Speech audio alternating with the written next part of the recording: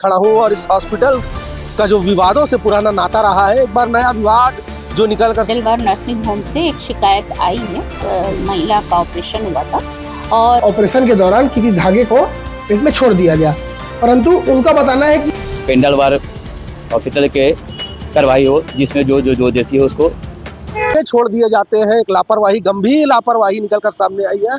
जो प्रदेश उपाध्यक्ष है एनएसयूआई के, उन्होंने सीएमएचओ से मिलकर लिखित शिकायत इसकी की है।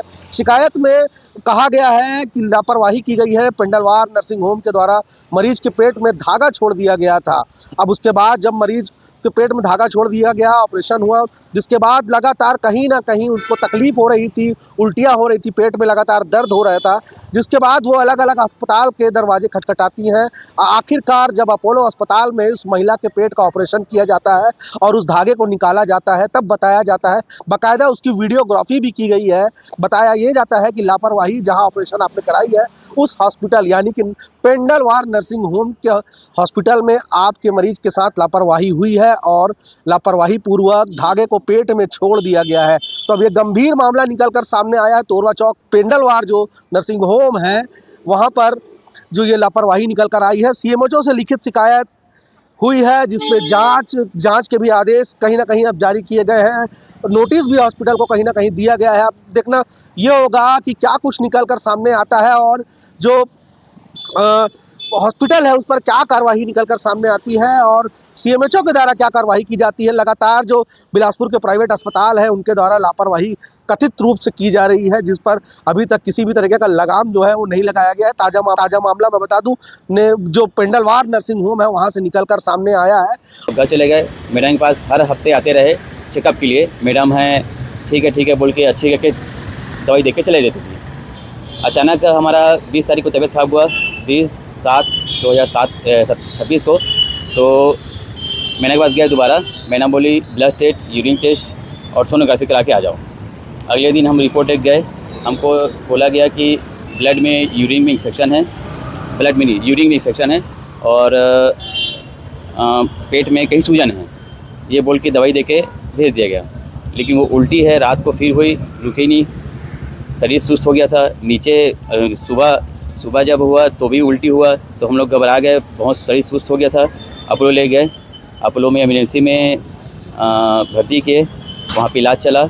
वहाँ पता चला कि पेट में धागा छूट गया है, धागा कोई चीज़ छूट गया है। तो वहाँ पे मैम जो है वो ऑपरेशन करके किसी द्वारा निकाली। और मैं चाहता हूँ, हम चाहते हैं कि हम पेंडलवार हॉस्पिटल के कार्रवाई हो जिसमें जो देसी हो उसको। कहाँ शिकायत की है? अभी CHMO ऑफिस में शिकायत किए हैं लकी बेग द्वारा। दौरान किसी धागे को पेट में छोड़ दिया गया, परंतु उनका बताना है कि ये कोई मैं टाका छूट गया है या टाका गल जाता है। लेकिन मैं आपको आश्वस्त कराना चाहता हूँ, बताना चाहता हूँ कि वही पेशेंट है जिनको 15 दिन बाद से उल्टी होनी चालू हुई, तबीयत खराब होनी चालू हुई, जिसके बाद उन्होंने लाइफ केयर में संपर्क किया। लाइफ केयर के बाद उन्होंने अपोलो का सहारा लेते हुए वहाँ पर पुनः ऑपरेशन हुआ और ऑपरेशन के दौरान उनके उस धागे को निकाला गया। अगर वो टाका होता तो अपोलो कहीं ना कहीं वीडियो को अटेंडर को नहीं देता, और वो टाका होता तो दोबारा ऑपरेशन की जरूरत नहीं पड़ती, मेरा ये मानना है। तो मैं सुभा गढ़ेवाल मैडम से, जो CMHO हैं बिलासपुर की, उनसे हमने शिकायत की है और तत्काल प्रभाव से हम लोगों ने कहा कि उन्हें नोटिस जारी करके इसमें उचित कार्रवाई करें, अन्यथा इसमें हम लोग आंदोलन करेंगे। देखिए, आज सुरेखा जी की बात है, ये कहीं ना कहीं और भी अगर कोई गरीब परिवार होता वो तो अपनी आवाज़ तक बुलंद नहीं कर पाता। वो कम से कम हमारे माध्यम से हमको उन्होंने शिकायत की, जिस शिकायत के आधार पर हम लोगों ने ज्ञापन दिया है। और पेंडलवार नर्सिंग होम से एक शिकायत आई है। महिला का ऑपरेशन हुआ था और उसमें मैंने नोटिस दिया है। अभी पेंडलवार नर्सिंग होम को मैंने नोटिस जारी किया है।